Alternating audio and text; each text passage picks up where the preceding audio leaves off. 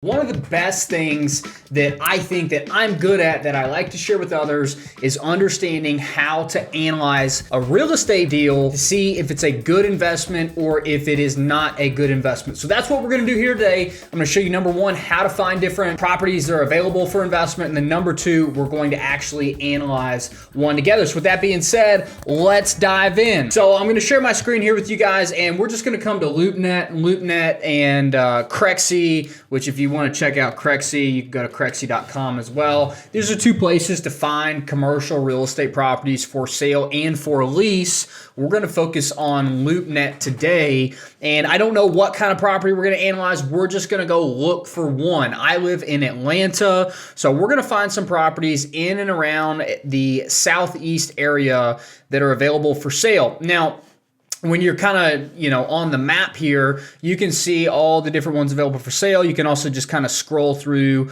on this right side. Now, I'm trying to find one that has some information that's available so that we can actually dive into the details and understand if it's a good deal or not. So if you see down here, it shows the different brokerages, and a lot of times these big brokerages like SVN, Marcus Millichap, I've never heard of them, Marcus Millichap, CBRE.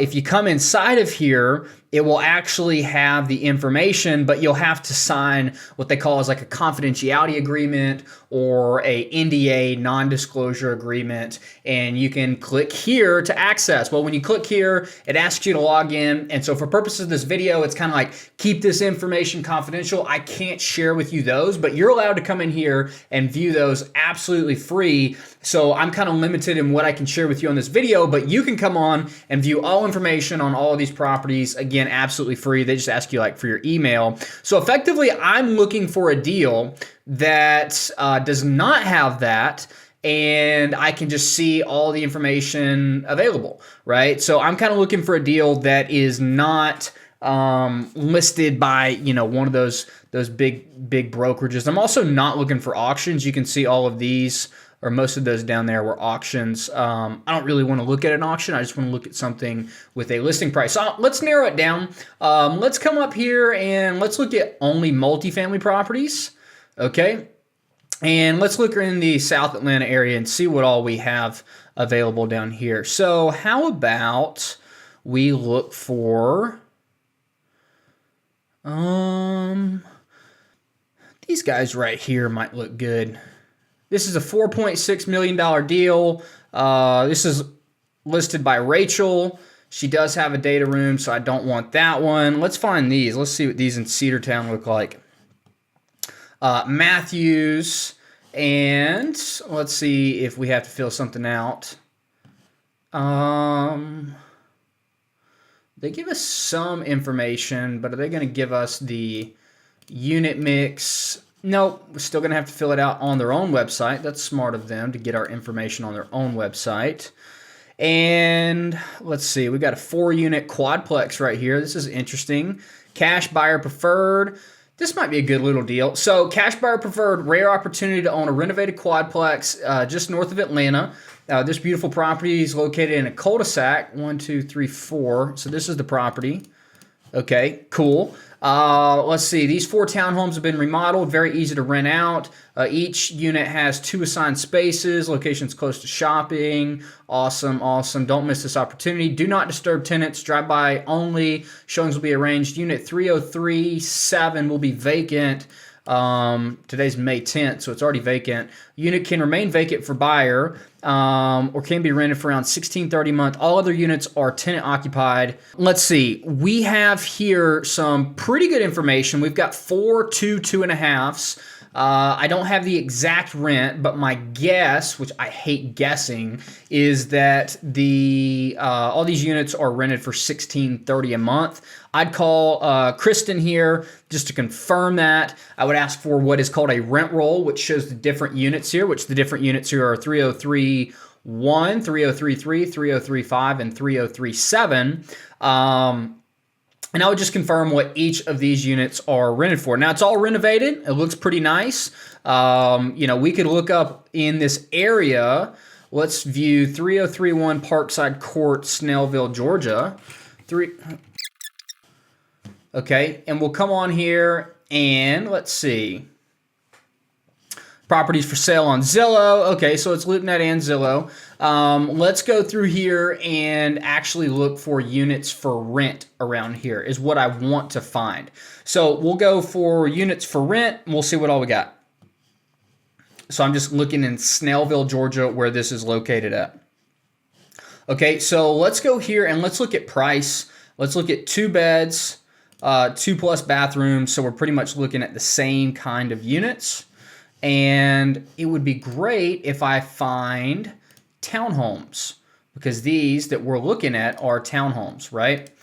So I'm going to look around here. And again, I don't know exactly where our subject property is on this map, but it's in this Snellville area. And as we look around, we have units renting for $1,400, $2,200. And really what I'm trying to do, guys, is I'm just trying to make sure that that the 1630 that we're going to analyze on the rent here is not too high. So I'm still just in this information gathering phase. Now this one's higher. This one has 3.3, which again, if you remember, we are looking at a, what is it? 2.5. Yeah, all of these are 2 beds, 2.5 bathrooms. So this is a little too big, and it's got a garage, and I would say it looks a little bit nicer. So not a great comp there. Let's check this one out. This one looks pretty similar. 3 bed, 2.5 bath. Looks pretty similar on the inside. $1,895. That's interesting, right? This one looks pretty nice, pretty comparable. Maybe a little nicer on the outside. 1 bedroom more. So I feel pretty good about the 1630. Let's go through here and let's start to analyze this deal. So I've got a tool called My Property Stats that I use to analyze these deals. And it's this software that, that I created pretty much for the sole purpose of trying to analyze deals to figure out if they're a good deal. If you already own property, you can view your whole portfolio in there. But here's what we're going to do, guys, is we're going to look and analyze this together. This is the Snellville quad is what I'm going to call this, and they're asking $900,000. Okay, now this is a fair market value deal. This is not a cap rate deal because this is under 5 units, and that would fall in the residential sector. Residential is valued off fair market value. Commercial properties valued off of a cap rate, okay? But still, value is going to go up through time. We'll say the value of this building is going to go up at 2%. And let's just say we're buying it at a fair value. Let's say it's worth $900,000. We're paying $900,000. Now, I'd want to actually go through and maybe try to find some other quadplexes that have sold here. And on Zillow, I could do that by coming to sold and looking at what different units have sold for on a per square foot basis, right? So again, this one here that we're looking at, the subject property, is 4 units times 1,240 square feet. So 4 units times 1,240, that's just under 5,000 square feet, right? So 4,960. And I just want to figure out what it's worth per square foot. Okay, now let's come down to the loan information. There's 2 ways we could analyze this. We could analyze this as an investment property. An investment property means we're going to put 20% down. Rates are going to be a little bit higher. Or we could analyze this like an owner occupant. I'll actually do both for you, and I'll show you how My Property Stats can do that like super, super easy. But the first thing we're going to do is analyze it on a owner occupant, which means we're going to get a 95% LTV loan. Rates today are probably around 6%, and that's on a 30-year amortization schedule. Now, that means the payment, it's going to show us right here, $5,126 a month. That's just math. If we want to see how that goes down through time, we can see at the end of year 1, we'll have paid off $10,499. We started at $855,000. We'll end year 1 at $844,000, and it'll show us all the way through time how we pay down this loan. Okay, so that's our first loan. Let's say there's no prepayment penalty on it. We're good. Improvements, it really looked good. It looked like it didn't need any improvements. Closing costs, we'll probably have $10,000 in order to close this deal between appraisal, probably no survey, but title insurance, attorney's fees, things of that nature.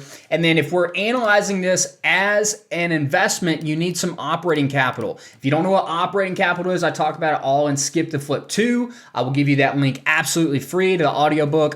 It's here on my YouTube channel, and you guys can listen to it absolutely free. But effectively, what that is it's money that's just going to sit there to help you run this as a business. I take all my expenses and I set aside 2 months of that, okay? So if we look at that, it's going to be $10,252. So let's get the kind of summary on this deal. We're going to purchase it for $900,000. We're going to do $10,000 of closing costs and $10,000 of operating capital. That means the total costs of this deal come to $920,000. Now, we're going to get an $855,000 loan, which means to close this deal as a good investment, we're going to need to put in $65,252 is the estimate of how much we'll need to close. Okay, now let's go look at the income, then we'll move to expenses, and then we'll find out if this is a good deal or if it's not a good deal. So remember, these are 2.5 units. Okay, they're 1,240 square feet. And there are 4 of these units, and we'll say the current rent is $1,630 a month, and we'll also say that's the market rent. Now, if we were analyzing this deal and it said, hey, units are market rent of $2,000 and all units are rented for $1,500, we would know that we could move the income up $2,000 a month. But we're assuming that they have them all rented out at a pretty fair price. Now, that means we're going to make $6,520 a month, or $78,000 a year is the income coming in off of those. Now, let's talk real quick. It says 1 unit is vacant, and if you're analyzing this as an owner-occupied loan, then you need to occupy one of those units for at least a year. I believe those are the technical specifications of what you have to do to get that loan. Now, you should still pay yourself rent. So just because you live in there doesn't mean you shouldn't analyze the income that is coming in from that unit. So I just want to throw that out there. If you're occupying a unit as an investment property, you should still pay rent to yourself, right? A lot of people think, oh, well, I'm just not going to pay rent. Cool. At the end of the day, you pay yourself and that zeroes out. But for investment purposes, pay yourself that rent. Okay. Now let's go look at the expenses. This property is in what I believe is Gwinnett County, okay? And one of the biggest things we want to make sure of is how we are anticipating property tax changes. Because there are, I think it's 42 states where the property taxes adjust whenever a property gets sold. Okay, the other 8 states are called non-disclosure states, and what that means is the government does not get alerted when a property transacts, when it goes from one owner to the next. All other 42 states do get notified, and when they see the purchase price, they say, oh, here's what we're going to reassess the property taxes up, and most of the time the property taxes are going to go up. So here's how I would do this. Let's find out the county this property's in. I live here, so I know it's in Gwinnett County. So let's do pay Gwinnett County property taxes. If you were in, I don't know, Washington County, Missouri, or wherever you are, just go to that county website. Not everybody can go to Gwinnett County. You have to go to the county that your property taxes are in, right? So I'll just Google that. We'll see what comes up, and we're going to come here, and we're going to search by this property address. Now, again, this is 3031 Parkside Court. Looks good to me. Let's see if they have it. Diamonds in the rough property. Awesome. So we'll come here, and guess what? We're going to be able to see their property tax bill. So I'm going to come to last year's property tax bill, and here's the lowdown on what's happening. I want to see the market value, $472,000. Now you're going to come back in here, and you can see right here they have an assessed value and a market value. In my property stats, the assessed value is the higher of the two numbers. I understand it can be a little bit confusing, but the reason here is some governments only have one value. So, and sometimes they call the number we want to use the assessed value, but really we're always looking for the higher of the two numbers. So I'm going to put in 472,000. And the current property tax bill is $6,060, $6060. Now, whenever I hit enter here, watch what's going to happen. It's going to calculate where my taxes are going to go to after I buy the property for the $900,000. So I'm going to let it load, and my property taxes are going to go up to $11,555. That's a lot of money. That almost doubled, so we're really glad that we made sure we analyzed that increase into our investment numbers. Now, let's fill out the rest of these. Insurance, let's say insurance is let's say it's $200 a month, $2,400 a year. Let's say we pay a property manager 8% of revenue. Maintenance, I always like to analyze at least $100 of maintenance and repairs per unit per month. And we actually have 4 units. So I'm going to change this to $400 a month. Okay. So that's going to be $4,800 a year. Utilities, tenants should be paying their own utilities, but just like right now, there's no tenant in there. We're, as the landlord, going to have to put the power in our name. So let's just say, we spend $25 a month on average, not a lot of money. Repairs we've already taken care of. Pest control, we're going to have to pay some money for pest control. We don't want our tenants to have to deal with cockroaches and bugs and all that stuff. We're not going to be doing the grass ourselves. So let's say we pay $150 a month of landscaping, and let's call that good. So that totals up to $2,333 a month or $2,800 a year to own this property and run it as an investment. Okay. Now, another thing to look at is this comes out to 37.67% of revenue, and really right around 40% is where I think most investment properties fall. So let's go look at our pro forma. This is the analysis of, is this a good deal or not at this price? Okay, and what we're finding here is that our income is $74,000, our expenses are $28,000. That means our net operating income, how much money we would make if we didn't have a loan, would be $46,000 a year. But here's our loan payment. Our loan payment is at $61,000 a year, which means we're losing $15,000 a year. This is not a good deal. So how do we know where this would be a good deal? All we have to do is click on the Goal Seek button, and I'm going to come over here and let's say we want to make 10% on our money, 10% cash on cash, starting in the first year. I'm going to type those in. I'm going to hit Seek Answer, and I'm going to let it run. Now, there's a lot of other stuff on here. If we weren't focused on cash flow, we can analyze our IRR or our equity multiple. Those are other metrics that I talk about here on this channel, but this is pretty much what most people seeking to attain financial freedom should be looking at, cash on cash. This is pretty much just stating for, every dollar that I put in, how many dollars am I going to get back each year? So here's what the deal is. The system has told us if we want to make a 10% cash on cash, we need to pay $646,000 a year. So all I have to do is hit fill in your price and watch what's going to happen. If I come back here to this main page, it's changed our price. It's automatically changed our loan information, which changed our payments. If I come back to my expenses, it's changed my property taxes. So it's changed a lot for me. If I come back to my pro forma, what I'm going to find is the deal now has me only putting $53,000 in instead of $65,000, and it has me making $5,300 a year. So this would be a lot better of an investment at $646,000 than it would be at $900,000. I know you're thinking to yourself, well, duh, like that's kind of obvious, right? But what I want to show you is how that price can really fluctuate based off of how you finance this. So a price is not a price, right? It depends on the full kind of flywheel of a deal. All aspects play into whether this is a good investment or not. So all I'm going to do, guys, I'm going to analyze a new scenario, and instead of looking at a 95% owner-occupant loan, I'm going to say we're going to do an investment loan. And what's going to happen when I do this is it's pretty much going to, like if I were to come up here and I were to hit duplicate this tab, then what happens right here is I've got two of the same thing, right? Well, you can pretty much do that on your deal analysis right here. It's effectively just duplicated everything I'm looking at. So let's come back over here and I'll change the purchase price back to $900,000, and I'll come down to this loan, and instead of a 95% loan, I'll do an 80% loan. Okay, and it's probably going to be at let's say a 7% interest rate.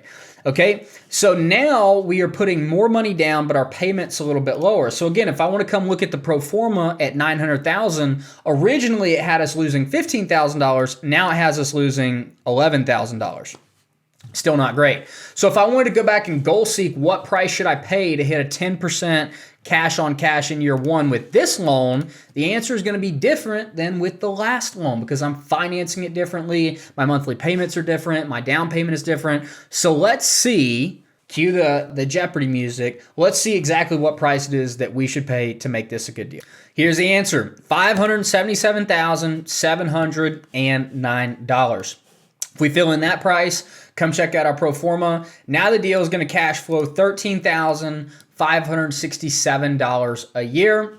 which again is 10% on the money we put into this deal. So overall, what are the summaries on this deal right here? The summary is $900,000 is too much for the income that it provides, right? That's just a basic fact. To make this like an attractive investment property, we would need to pay $650,000 to $577,000. And that's just what the math tells us, guys. And that's really what deal analysis is all about, is what does the math tell us about this? So if you have any questions, drop them below. I'm super happy to answer. If you want to find other deals that I've analyzed in this system on this channel, I've got those. Make sure you hit the subscribe button, as we're putting out new content like this every single week to help you make smart real estate investment decisions on your path to wealth and financial freedom.